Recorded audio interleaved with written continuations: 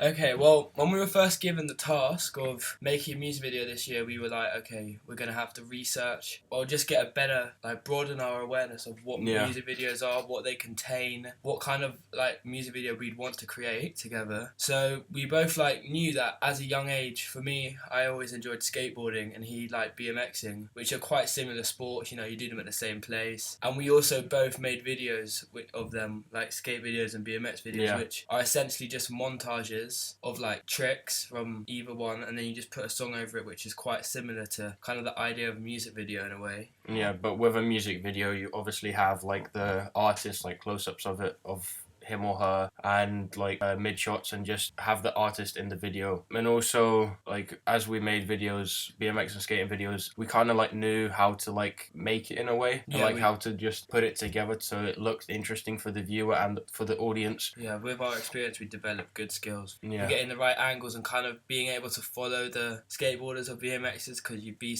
like surprised how hard it is to follow them and keep it in focus, and also not shaking and stuff. When we figured out what I need to do for our music video, we started researching into different songs, such as like one song by DJ Fresh called Louder, which has like rollerbladers and skateboarders in the music video going through Venice Beach. And also we found another song by Rudimental. Yeah. It was All Night or something. It's featuring Ella Air. Yeah, we found that mid editing, and we were like, wow, this has got all the BMXing stuff that we kind of wanted to put in our music video. Yeah. So we were like, wow, we can really use this to help us. Yeah, and also I saw another video which was a BMX video called Go, which has Nigel Sylvester in it, and it sort of had the shots of him as like a POV shot of him just like riding through New York City, and I wanted to include something like that, but also have like a different point of view, different camera angle in a way, but still represent the same kind of feel of the video. Yeah, one thing that we kind of found in all of these music videos that we really wanted to bring across in ours was kind of that like upbeatness of them. Like they're all quite, with DJ Fresh Louder, they're like all out in the sun having fun together, like, and then in the other one they're all riding together, like doing silly things, and it's just kind of like we want to show that. So we've got a few like fun clips in there. Yeah, it shows what the sports are meant to be instead of how people see them generally if they're just like walking across you or something. So basically, once we'd figured out how our music video we wanted it to look and kind of what kind of song we wanted and the vibe we wanted to bring across with it, we started to look for someone to use, and then luckily we found your brother's girlfriend or something. Yeah, Eliza Jane, she's a artist and she writes her own songs, so I thought it would be good to use her, as we had to use a song which wasn't very well known, so we didn't get like copyrighted. Yeah, copyright infringement, I think it Yeah, is. so we didn't want that basically, so we had to find a song which didn't have many views and it wasn't very known. So luckily, like, I knew her personally, so I asked her and she said yes, so we used one of her songs called Takes Away, which is quite a slow, dreamy song, and it's quite colourful, like just the sounds of it. And some of her other music videos are like really brightly coloured with like pinks and like light blues and greens and so on. So we kind of wanted to have that aspect of the music video. Also with the like urban sports, urban sports aren't colourful, they're more like seen as dark, and they are seen as quite dark sports and like not civilized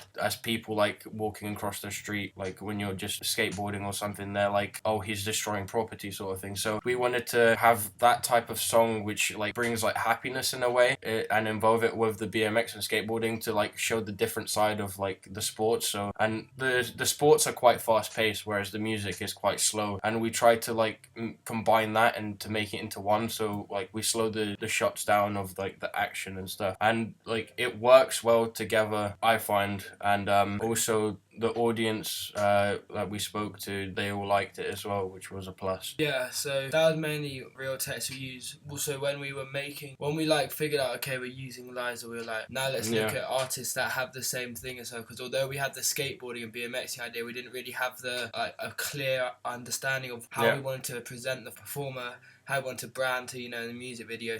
I'd say that Liza's kind of a hybrid between dream pop and electric pop in a way. Yeah, like on her website it says that she is an experimental trip hop artist. So we wanted to find something an artist which is similar to her, which has like the same sort of style and like other styles just like slightly integrated into it. Yeah, so basically we just looked at artists that were similar to that to help us get an understanding, which was good. But I'd say like main thing we did was kind of look at Liza. As she was already an artist herself, we could kind of get an idea of what she she was going for, and then be like, okay, let's develop and adapt that idea so that we can change it and give kind of like present it in our own way. Like we tried looking at big pop stars, but not many of them kind of do the same thing that Liza does. So in that way, Liza was kind of special to us, so we could really experiment with how we branded her. The combination of my ancillary text and main media product worked quite well together, I think, because it highlights Liza's career, like the progression in her career. So when we go back to the music video, which was our main product, and look at her in this, she's like presented in quite like, she doesn't have much makeup on, she doesn't look very glamorous, she looks kind of like an indie, she's not really all glammed up, whereas when we were told we had to make our digipacks and websites, I started to research all of the artists that I thought, like, you know, I could brand my artist like. So I looked at people such as Iggy Azalea, Katy Perry, Ariana Grande, Rita Ora, and Diane Wood. And after looking at all of them, I really liked the way that Rita Ora had been branded. So I thought, okay, I kind of want to brand Liza like Rita Ora. So when we did the photo shoot, I looked at Rita Ora's recent photo shoots and kind of got the idea. And one thing that I really liked about Rita Ora's one of her most recent photo shoots for, I think it was Vogue magazine, is she used like red lipstick in them, and I thought that was really powerful and worked well, and it was really good contrast with the background. So yeah, I used that. And then also in the website I tried to bring her across as quite a glamorous, famous star, rather than like more of an indie, like unknown person. Yeah, so basically I think that my main product and ancillary text worked together because I managed to show the progression in her career. And also, I feel like we didn't really reach our full demographic of branding our artists in our music video, so I feel like it's good that I managed to show the step up in this, and I think it works well together because kind of just, yeah, shows what the person would be like later in life or in their career. I find that the combination of the music video and the website and the digipacks work well together as they combine different genres and create something new.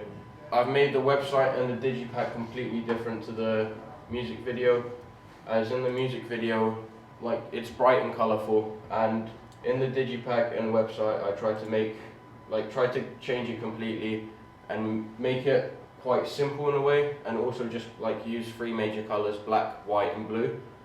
And also with making it simple, it's easy to get around the website and there's nothing distracting you from what you're looking at.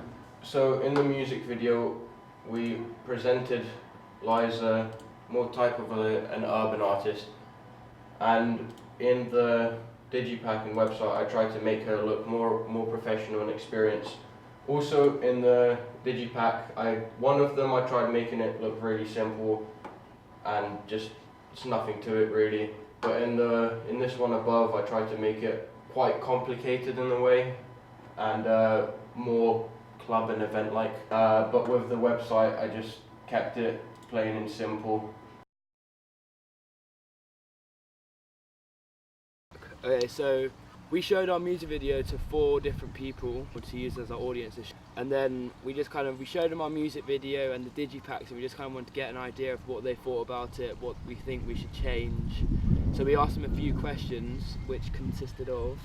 Yeah, we asked them 4 questions, and like these were: does the song go well with the video? So the BMX and the skating, does it go with the actual like flow of the music and so? Could you imagine the song on the radio station, and if so, what radio station? Does the genre of the song remind you of anything else? And also, would you listen to the song, and if so, why? So yeah, these were the main 4 questions that we asked them. Yeah, when asking these questions, our main question was the first question, because we really wanted to know if the music video worked with the song, as that was our biggest priority. And from the feedback we got, we were quite happy with the results, because they mainly said, they surprised us a little bit, because they said I don't know about you, but yeah, when we were making the music video, we're like, oh, we've got to get Lola in as much as possible, and they were actually like, oh no, we prefer like the skateboarding, we really like the way it goes with the song, and the BMXing and all the action shots. So that really helped us because we added a lot more action and skateboarding shots than we would have. Yeah, we didn't expect the response though. We thought they were going to say that we needed more of the artist in the music video, but in fairness, they said the complete opposite, yeah, which was quite a big surprise to us. And then with the genre reminding them and stuff, they gave us a mixed response, but they said it reminded them a bit of electronic music, chill music, and a bit of trip hop, which is mainly our genre, so that was good. Like the electronic was a bit surprising, but I could understand how they'd see that. They said they could imagine it. What radio station was it? Chill FM? Yeah, Chill FM and like quite urban stations, not very mainstream ones. Then again, they said one of them did say that they could imagine it on like Capital or something, because I feel like the music video, we gave it kind of a mainstream vibe as well as a... Yeah, and also like with the music video we tried to merge, we wanted to mix the action and the tempo of the music so it merged into one, and so basically just be like exciting for the viewers and our audience. Yeah, so like we slow-mo down a lot of the clips of the skateboarding BMXing. I think we slow-moed all of them.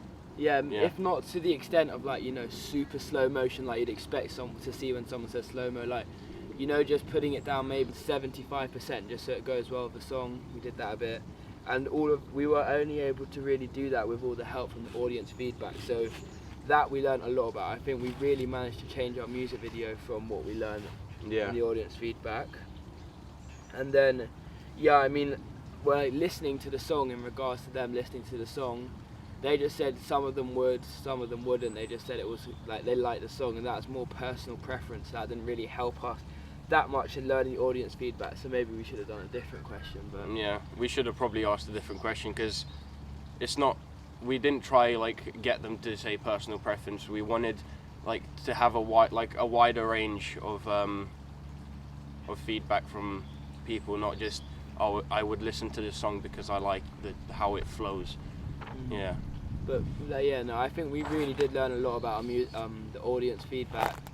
No, sorry, from the audience feedback we did really learn a lot, and I just really think that it was good that we did it, obviously. And yeah, really, I reckon if we didn't have like the audience feedback for our music video, it wouldn't be as good as it is now. Yeah. Just because it's like our own two ideas, and that's it. There's like no one else involved. Whereas with the audience, there's more people involved. They could give us like good feedback or bad feedback depending on like how they see the video.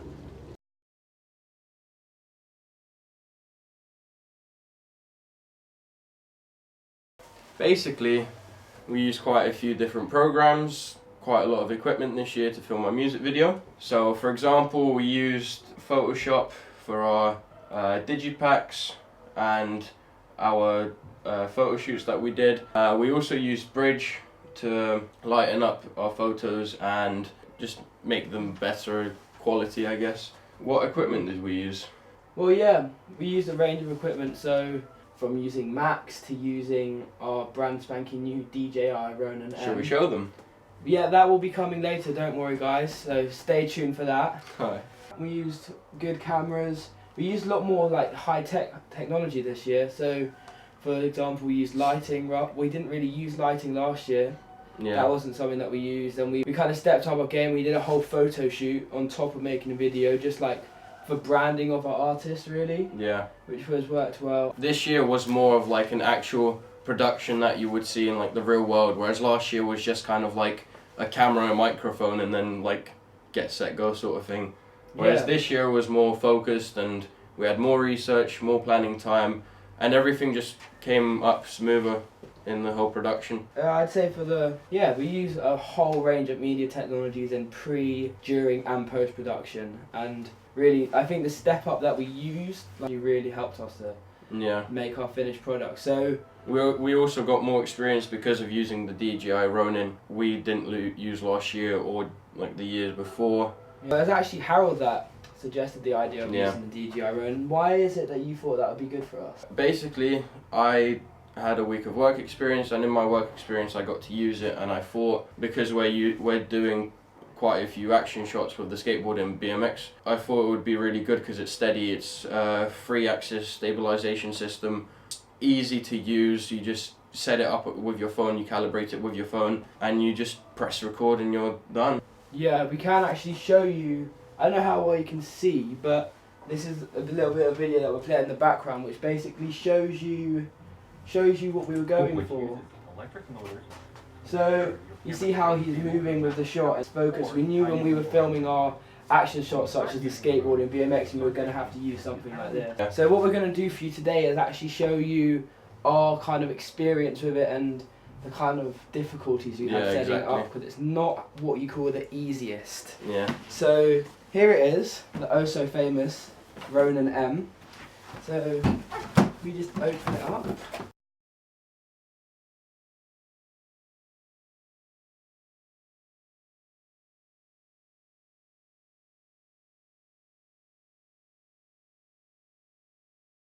Okay guys, so we're back. Now we have shown you how we set it up, and here it is, all set up, nice and pristine, DJI Ronin M. Now, it was pretty easy to set up, and when we got it, and yeah, Howard's going to tell us about the app now. So with the app you download on your phone for free, you register to the site and basically you find your device on it, and with the device what you could do, you can calibrate the whole Ronin with the tilts, the pans, and for example, if the camera's facing towards you now, like you can change the degree at which when you spin your, like when you twist your hands, as so the camera spins with it.